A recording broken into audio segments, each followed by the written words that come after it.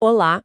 Hoje a gente vai fazer uma análise focada em alguns pilares do processo penal, temas que são, assim, figurinhas carimbadas em concursos, especialmente para carreiras de perito e médico-legista. Exato. Vamos passar pelos atos de comunicação, depois pelas nulidades e, por fim, ter uma visão geral dos recursos mais importantes. É isso aí. E a ideia aqui é destilar o que as fontes que a gente analisou, manuais, artigos, jurisprudência, indicam como essencial, né? Isso é uma revisão estratégica para garantir aqueles pontos cruciais na prova. E são temas que estruturam todo o processo. Entender como o Estado se comunica com o acusado, o que acontece se tem um erro grave e como as decisões são questionadas. Isso é a base de tudo. Perfeito. Então vamos começar pelo começo mesmo. A denúncia foi recebida pelo juiz. Como o acusado fica sabendo que virou réu? Bom, não chegou um WhatsApp do tribunal, ainda bem. Imagino que não. É aí que entra a citação. Pensa na citação como o ato que oficialmente chama o réu para o processo para ele poder se defender. Ah, então é o que completa a relação processual. Exatamente. Forma aquele triângulo: acusação, juiz e defesa. E ela acontece, em regra, uma única vez. Entendi. E a intimação? A gente ouve esse termo o tempo todo. Qual a diferença? A intimação são todas as outras comunicações que vêm depois. Se a citação é o convite para a festa, a intimação é o aviso de cada etapa. Tipo o aviso da audiência, de uma decisão? Isso, é a comunicação dos outros atos, tanto para o réu, que já foi citado, quanto para o defensor, para o Ministério Público, para todo mundo. Ótima analogia. E as fontes detalham vários tipos de citação. Isso me parece um prato cheio para as bancas, né? Com certeza. O ideal é a gente pensar da mais direta para a mais excepcional. A regra de ouro é a citação pessoal, ou real, é aquela clássica, de filme. O oficial de justiça vai até a pessoa e entrega o mandado em mãos.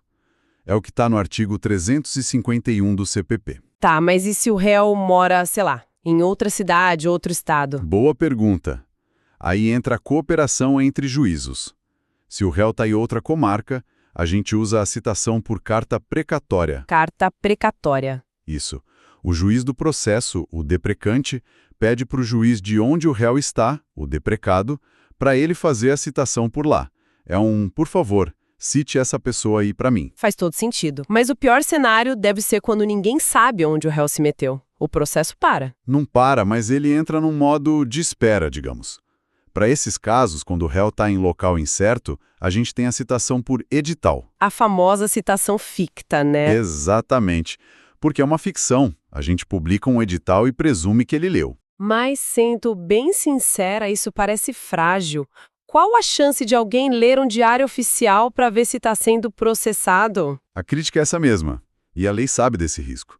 Por isso, se o réu é citado por edital e não aparece, o processo e a prescrição ficam suspensos. Ah, então o processo fica congelado. Fica. O artigo 366 do CPP determina isso. O juiz pode até produzir provas urgentes, decretar a preventiva, mas o processo em si não anda. A ideia é justamente evitar uma condenação de alguém que nem soube da acusação. Ufa, bom saber. E falando nisso, um dos materiais que a gente viu traz uma pegadinha que parece clássica de concurso. Qual seria? O que acontece se o réu é citado pessoalmente? Tudo certo. Mas aí, no meio do processo, ele muda de endereço e não avisa o juiz. Ah, essa é a armadilha perfeita. É o artigo 367. Aí o jogo vira. Se ele já está no processo e some sem avisar, o processo continua sem ele. Ele é considerado rével. E as consequências são graves, imagino. Drásticas. As intimações futuras não precisam mais ser feitas pessoalmente. Ele pode perder audiências, o interrogatório, tudo por um dever básico de lealdade com o processo. Entendi. Ok, então o sistema tem todas essas regras para se comunicar. Mas e quando dá erro? Isso nos leva direto para o campo das nulidades. O princípio mais famoso aqui é o do prejuízo, né? Exato. Exato. O famoso pas nullité sans grieve. Que, em bom português, significa? Não há nulidade sem prejuízo. O sistema é pragmático. Um ato só vai ser anulado se a parte provar que aquele erro causou um prejuízo concreto para a defesa ou para a acusação. Então, se o ato atingiu o objetivo dele, mesmo com um defeito, vida que segue. Exatamente. A forma não pode prevalecer sobre a finalidade. Se o advogado foi intimado de um jeito errado, mas apareceu na audiência e atuou normalmente, não tem por que anular. não houve prejuízo. Mas essa regra do prejuízo vale para qualquer tipo de erro. Imagino que existam erros tão graves que o prejuízo é óbvio. E você está certíssima. É aí que entra a grande diferença, o ponto central do tema: nulidade relativa e nulidade absoluta. Certo. A relativa é isso que a gente estava falando. Viola o interesse de uma das partes. O prejuízo tem que ser provado e alegado no momento certo. Senão, já era. Preclui. E a absoluta? A absoluta é outra história. Ela viola a norma de interesse público, geralmente ligada a princípios constitucionais. Ampla defesa, contraditório, juiz natural. Os pilares do processo, né? Isso.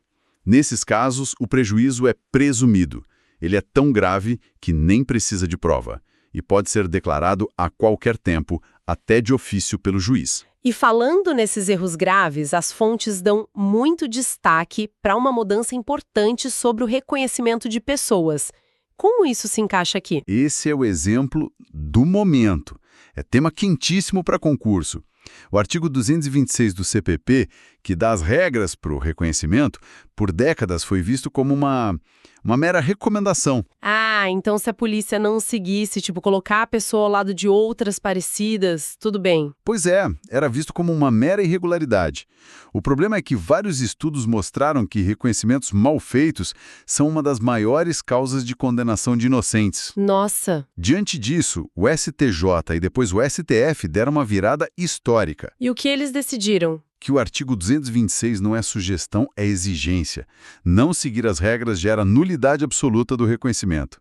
O prejuízo de um reconhecimento falho é tão devastador que ele é presumido. Uma mudança fundamental, sem dúvida. Bom, o processo caminhou e chegamos a uma decisão do juiz. Aí entramos no universo dos recursos, certo? Perfeitamente. E para quem foca em prova objetiva, o segredo é um só: associar a decisão ao recurso cabível. A banca vai dar um caso e perguntar: qual recurso? Então vamos aos principais: apelação e recurso em sentido estrito, o rese. Qual a diferença básica entre eles? Pensa no tipo de decisão. A apelação é o recurso padrão contra a sentença final, aquela que condena ou absolve e que põe fim ao processo naquela instância. O prazo geral, 5 dias. Certo, é o recurso do fim do jogo. Isso. Já o rese ataca decisões no meio do caminho, as interlocutórias. Mas não qualquer uma. Ele só cabe para as hipóteses que estão listadas lá no artigo 581, uma lista taxativa. Então, para simplificar, rese é para reclamar de uma decisão no meio da partida e a apelação é para recorrer do resultado final. A analogia é perfeita. Exatamente isso. O rese contesta algo que não acaba o jogo, mas pode mudar o rumo, como a decisão de pronúncia que manda o réu para o júri. A apelação é contra o apito final. E já que você falou do júri, uma das fontes trouxe aquele mnemônico, da vogal com vocal, consoante com consoante. Ah, esse é ótimo. E salva na hora da prova. Como é mesmo? Das decisões da primeira fase do júri, 2 começam com vogal: absolvição sumária e impronúncia. O recurso para elas também começa com vogal, apelação. E as outras? As outras 2 começam com consoante, pronúncia e desclassificação. O recurso também começa com consoante, rese. Parece bobo, mas ajuda a memorizar. Com certeza. Agora, para fechar, tem uma figura que sempre gera dúvida. O habeas corpus. Ele é um recurso? Essa é uma distinção crucial. Habeas corpus não é recurso. É uma ação autônoma de impugnação. Um remédio constitucional. E o objetivo dele é bem específico, né? Muito específico. Proteger o direito de ir e vir, a liberdade, sempre que ela for violada ou ameaçada por ilegalidade. Por isso ele não tem prazo, não precisa de advogado. E tem uma novidade legislativa recente sobre isso que as fontes destacam. Sim, muito importante. A Lei 14.836 de 2024. Ela alterou o CPP para prever expressamente que o juiz ou o tribunal pode conceder habeas corpus de ofício. Por iniciativa própria. Exato. Mesmo que a parte entre com recurso errado, se o juiz perceber uma ilegalidade clara que afeta a liberdade, ele pode, por conta própria, conceder a ordem. É um reforço do papel do judiciário como guardião das liberdades. Fantástico. Então, fazendo uma recapitulação bem rápida. Citação é o chamado inaugural. Nas nulidades, a regra é o prejuízo, mas muita atenção às absolutas, como no reconhecimento de pessoas, e nos recursos, o segredo é ligar a decisão ao remédio correto, dominando apelação e reze. Resumo perfeito.